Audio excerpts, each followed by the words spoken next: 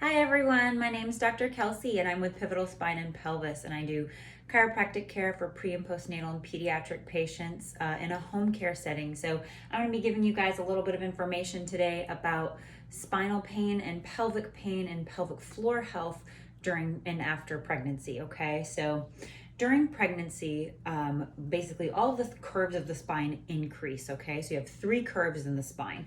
You've got a curve in your neck, your cervical spine up top, in your thoracic spine, your mid back here, and then in your low back, your lumbar spine. Okay, so your lumbar spine and your cervical spine, your low back and your neck, both have curves that face forward. So they have that bend here, you can see in this direction and in this direction here.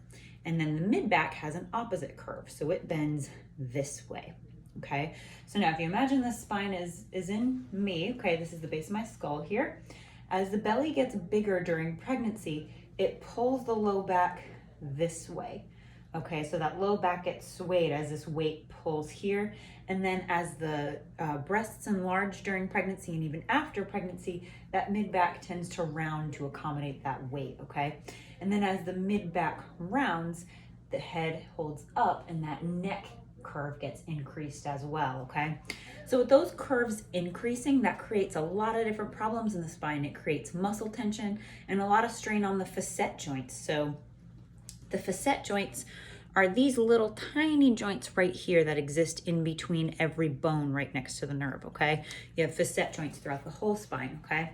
And when we put that pressure on the neck and that pressure on the low back, these facet joints jam. So I don't know if you can see that here, but the joint between this bone and this bone, if that curve increases, that joint jams, okay? And that's where we get a lot of problems in low back pain in pregnancy. All right, now in the pelvis, baby sits here, okay? There's not a lot of room. We have a lot of other things going on in the pelvis. We have our bladder, our colon, our large intestine. We've got a ton of muscles. We've got a lot of stuff going on, okay?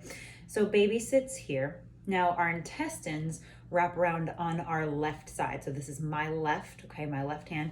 Our intestines wrap around this side. So most babies tend to sit on the right, okay? So if baby's sitting on the right, a lot of times this hip gets shifted backwards. So if this hip gets shifted backwards, you're creating a lot of torque and a lot of twisting in the pelvis.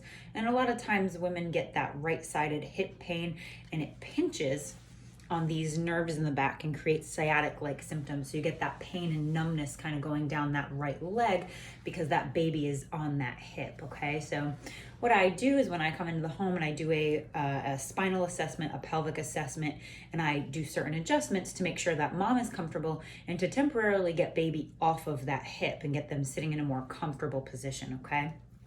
Now, switching over to some pelvic floor information. So the pelvic floor, it's that group of muscles that creates like a sling down here in the pelvis. So it lines it's all that inner lining, okay? And now, as we talked about that hip getting kicked back and kind of all those spinal mechanics going wrong, if that's happening, then the line of pull in these muscles is going to be completely off, okay? So I want you to imagine like you have a trampoline.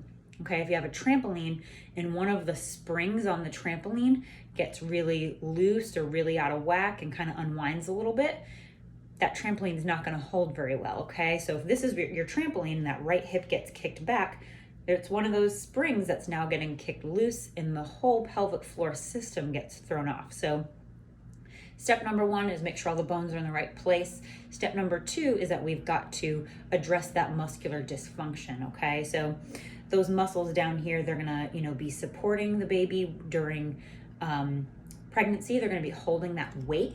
That's a lot of strain on those muscles, okay? So if those muscles, just like a bicep, right? If those muscles are elongated for a long time and they're holding a load, you might think like, oh, well, they're holding a load. They're holding the baby. They're getting stronger, right? No, because if we were holding a bicep at this length and it was tight, but we were holding it at this length, it wouldn't get stronger, right? It has to contract and relax to get stronger, okay? So these muscles during pregnancy are under a lot of tension and a lot of pressure. And then after delivery, as we, if we're continuing to breastfeed and whatnot, the hormones stick around for quite a while that create that ligament laxity. So we tend to have a lot of laxity in the pelvic floor even after pregnancy as well.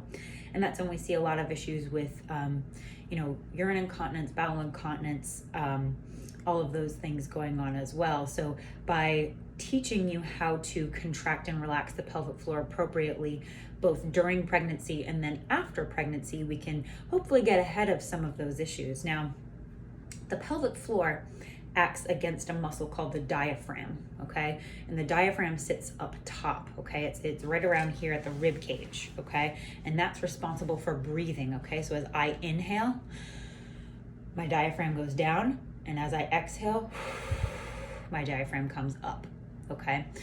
And while that's happening, the pelvic floor should also be rising and falling in response. And we lose a lot of that during pregnancy because, that weight from the belly sticks out, and it's a lot of weight. And so the diaphragm doesn't have room to come down because there's a baby there. So when we lose that movement, we also lose movement in the pelvic floor, okay? So again, when I come in, both during pregnancy and after pregnancy, I help restore some of those mechanics and help women get that movement in the pelvic floor back so they can keep it strong and keep functioning.